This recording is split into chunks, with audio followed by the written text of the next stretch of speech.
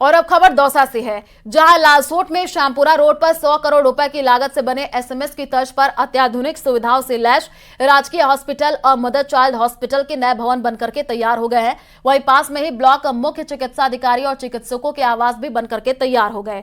पिछले दिनों एनआरएचएम में अधिकारी नहीं होने के चलते नए भवन की मॉनिटरिंग नहीं हो पाई थी, जिससे काम डिले हो गया था। वही समय अधिकारी सक्रिय रह करके नवनिर्मित भवनों में शेष रहे काम की लगातार मॉनिटरिंग कर रहे हैं। वहीं जल्द ही नए भवन में जिला चिकित्सालय शिफ्ट हो जाएंगे। वहीं विधायक से अस्पताल के उद्घाटन को लेकर के भी चर्चा करेंगे और जल्द ही लालसोट के जिला अस्पताल नए भवनों में शिफ्ट हो जाएंगे, जिससे मरीजों को राहत मिल सकेगी।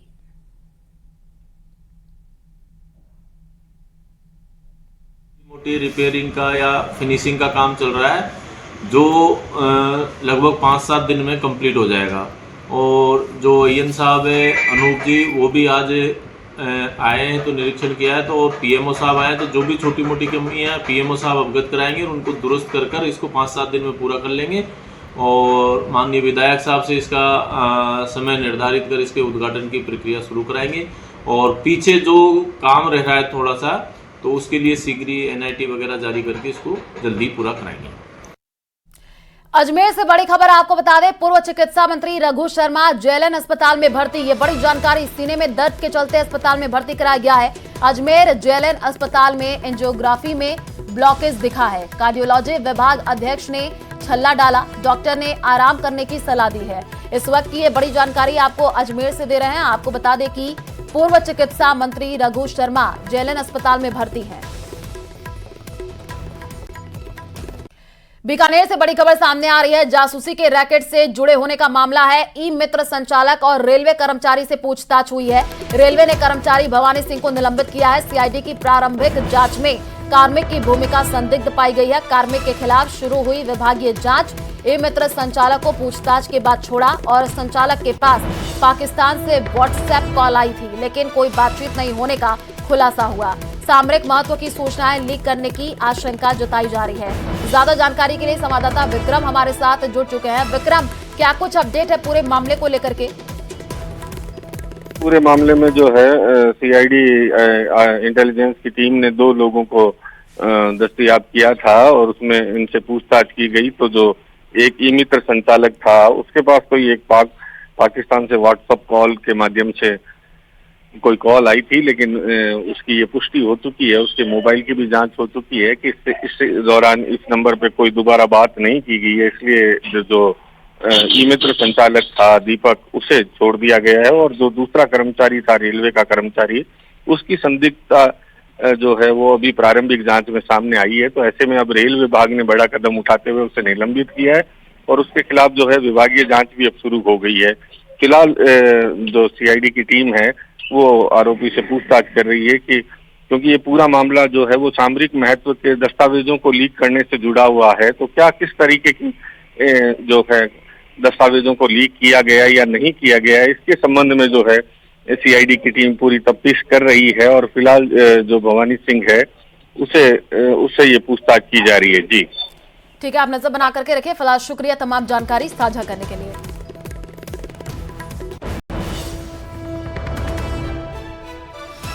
अलवर के कठुमर में सरपंच रहते फर्जी पट्टा जारी करने के मामले में पंचायत समिति प्रधान संगम चौधरी को पंचायती राज विभाग ने निलंबित कर दिया। उप शासन सचिव द्वितीय इंद्रजीत सिंह की ओर से जारी आदेश में चौधरी को अरवा सरपंच रहते हुए पद का दुरुपयोग करने का दोषी माना है। साल 2017-18 में तत्कालीन कठुमर विधायक बाबूलाल बैरवा ने अरुआ पंचायत में गैर मुमकिन जमीन पर पट्टे जारी करने की शिकायत की थी। 8 जनवरी को पंचायती राज विभाग ने जिला परिषद अलवर के सीईओ को पंचायत समिति कठुमर में कोई भी स्वीकृति शासन सचिव के अनुमोदन के बाद ही निकालने के लिए पत्र लिखा था। ऐसे में पंचायत समिति में किसी भी स्वीकृति के लिए शासन सचिव की अनुमति जरूरी थी। हालांकि पिछले दिनों ही ये आदेश निरस्त कर दिया था।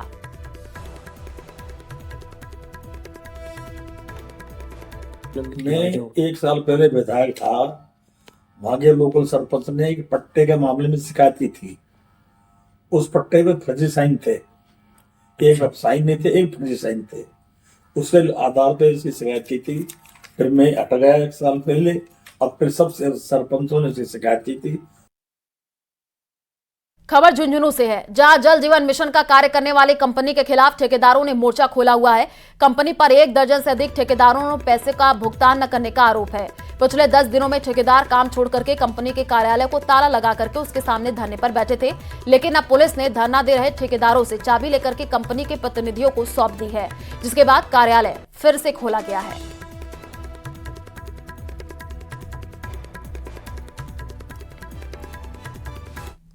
साल से हम GA infra private limited company Jaipur Gajendra Agrawal ji की कंपनी है।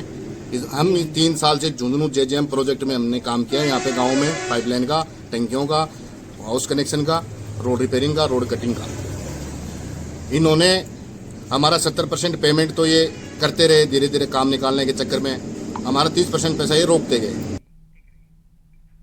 लोकसभा स्पीकर ओम बिरला ने कहा है कि कोटा में नए ग्रीनफील्ड एयरपोर्ट की स्थापना का काम इसी साल शुरू हो जाएगा और इसके लिए टेंडर प्रक्रिया का काम अंतिम दौर में है। दरअसल ये बातें ओम बिरला ने अपने आवास पर जनता दरबार के दौरान कही है। तो कोटा से ये जानकारी स्पीकर ओम बिरला ने जनता दरबार लगाया, तस्वीरें भी आपको दिखा रहे हैं। इसी साल शुरू होगा जो है एयरपोर्ट का काम, ये उनकी तरफ से कहा गया है। लोकसभा स्पीकर ओम बिरला का बयान, जल्द शुरू होगा ग्रीनफील्ड एयरपोर्ट का काम। तस्वीरें भी आपको टीवी स्क्रीन पर दिखा रहे हैं, जहां पर स्पीकर ओम बिरला ने जनता दरबार लगाया। इस क्षेत्र में आता हूँ, लोगों से मिलना, बातचीत करना, संवाद करना, कुछ समस्याएं उनका समाधान करना, कुछ विकास की योजनाओं के बारे में चर्चा करना। लोकतंत्र में जनता संवाद, जनता से बातचीत और बातचीत के आधार पर कार्य योजना बनाना है।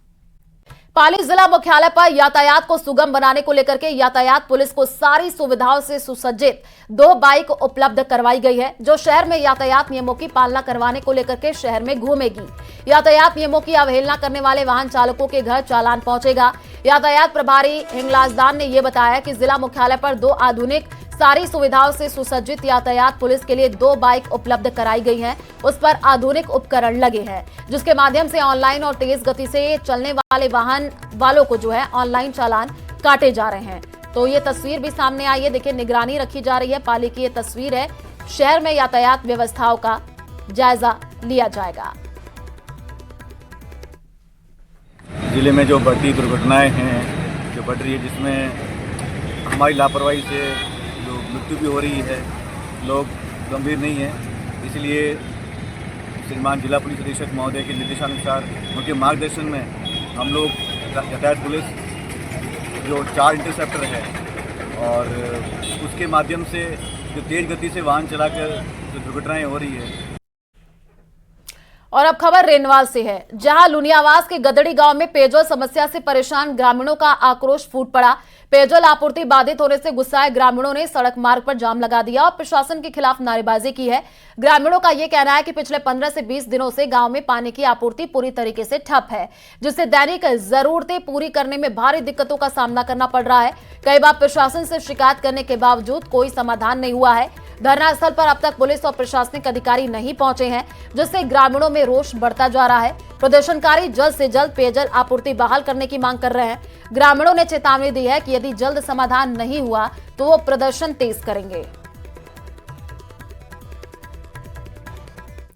श्री गंगानगर के घड़साना में इंदिरा गांधी नहर परियोजना में सिंचाई पानी की मांग को लेकर के चला आंदोलन और चक्का जाम। प्रशासन के बीबीएमबी की बैठक में किसानों का पक्ष मजबूती से रखने के आश्वासन पर समाप्त किया गया, जिसके बाद शुक्रवार 28 फरवरी को पंजाब के चंडीगढ़ में भाखड़ा ब्यास मैनेजमेंट बोर्ड की तकनीकी समिति ने बैठक में इंदिरा गांधी नहर परियोजना में सिंचाई पानी उपलब्ध कराने से इनकार कर दिया। श्री गंगानगर जिले के किसानों ने इसे निराशाजनक फैसला बताते हुए कहा, यदि इंदिरा गांधी नहर परियोजना में सिंचाई पानी उपलब्ध नहीं हुआ तो श्री गंगानगर, हनुमानगढ़ और बीकानेर जिले में लाखों हेक्टेयर में खड़ी फसल चौपट हो जाएगी।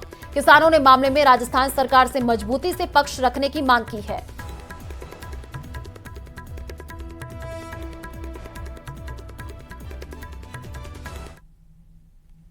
के अंदर जो वर्तमान में चंडीगढ़ के अंदर बीबीएम की जो बैठक हुई है, उसके अंदर बैठक के अंदर सिंचाई पानी न देके मात्र पेयजल की जो घोषणा की गई है, इससे किसानों की गेहूं और जौ की जो फसल है वो तबाह हो जाएगी।